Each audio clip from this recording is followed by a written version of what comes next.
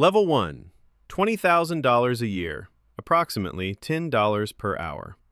Your paycheck lands every 2 weeks, and it's already spent before it clears. You bank with whoever was closest to your first apartment. No research, no comparison, just proximity. You've never met anyone who works there. You never will.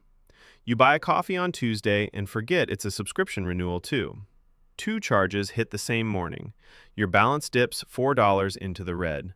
Within an hour, a $34 overdraft fee lands on top of it.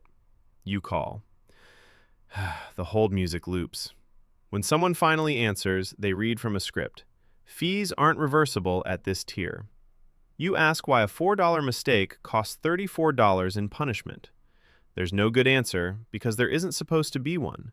The fee isn't about the mistake, it's about probability. The bank knows people at this level overdraft often, and the fee is priced to make up for it in volume.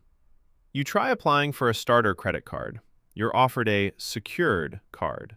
You hand over $300 of your own money as collateral so they can lend a version of it back to you at 26% interest. You put the offer aside. It sits in your email unopened for months. At $20,000, the bank isn't hostile. It's automated indifference wearing a customer service voice.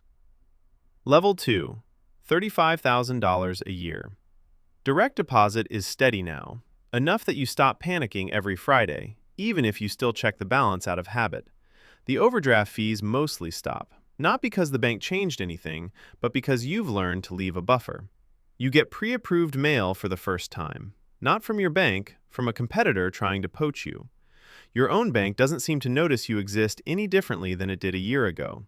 Same tellers, same 20-minute average wait, same maintenance fee quietly taken out because your balance doesn't clear the $1,500 minimum required to waive it. You ask a teller about waiving it. She says she can submit a request, but it's not guaranteed. 3 days later, it's declined. No explanation, just a line in the app. Fee assessed as scheduled. Level 3, $50,000 a year. Your direct deposit history is now long enough that the algorithm notices, even if no human does. The maintenance fee disappears automatically 1 month. Not because you asked, but because your balance and consistency finally crossed an internal threshold nobody tells customers about. You check twice to make sure it's real. A real unsecured credit card offer arrives. $2,000 limit, 22% APR.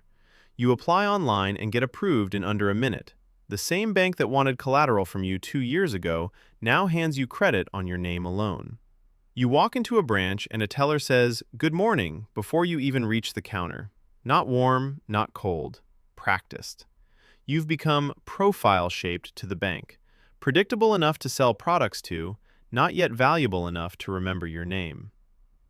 Level 4, $75,000 a year. The tone shifts again, subtly. Your bank assigns you something called a personal banker, not because you requested one, but because your account balance crossed an internal tier. He calls, introduces himself, asks about your goals. It's the first time anyone at the bank has asked you a question that wasn't transactional. A fee shows up on your statement. $28, unexplained. You email him directly instead of calling the 1-800 line. 3 hours later, reversed. No form, no explanation needed. The same institution that told you at $20,000 that fees can't be reversed now reverses one in an afternoon because you have a name attached to a person instead of a number attached to a script. Your auto loan rate drops half a point compared to what a coworker with the same credit score got last year, just because your bank flagged you as a relationship to retain, not just a transaction to process. Level 5, $100,000 a year. 6 figures. You expect the bank to treat you like you've arrived somewhere. Instead, you just notice smaller frictions disappearing. Your calls get answered faster. The app suggests investment products you didn't ask about. A wealth preview banner appears when you log in, inviting you to explore your options. Bait for a relationship the bank hasn't decided to build yet, but is testing. You get a letter about mortgage pre-qualification for a number higher than you expected. The bank ran your numbers before you asked it to. It's not intimacy, it's targeting. But it feels, for the first time, like being seen instead of processed. Level 6, $150,000 to $250,000 a year. Your banker calls you now instead of you calling them. Not urgently, just to check in, mention a product, ask about your plans. It feels personal. It's actually a retention strategy. Banks lose money when relationship to your clients leave, so they invest attention proportional to what they stand to lose, not what you're owed.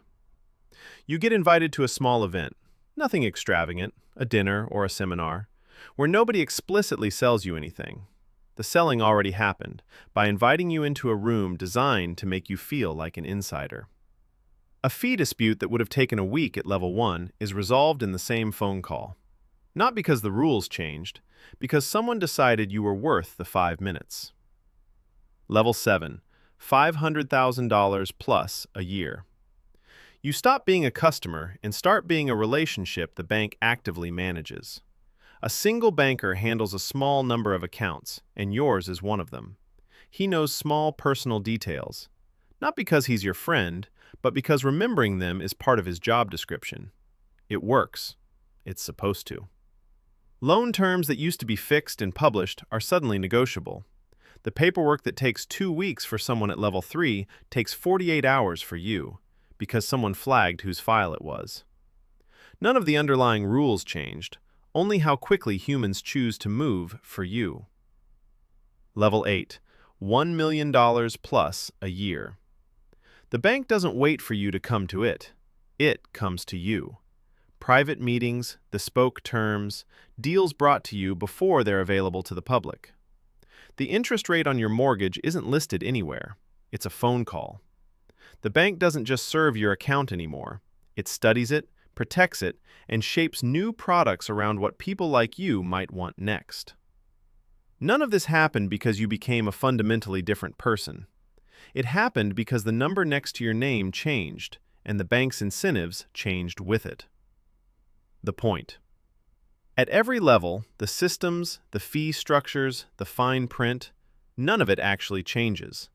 What changes is how much friction a human being is willing to absorb on your behalf. At the bottom, the system runs on autopilot, and autopilot doesn't forgive $4 mistakes. At the top, humans intervene, override, and smooth things over, because the cost of losing you outweighs the cost of bending a rule. The uncomfortable truth is this: the bank was never impartial. It was always paying closer attention to the accounts that could leave and cost it money, and paying almost no attention to the accounts that couldn't.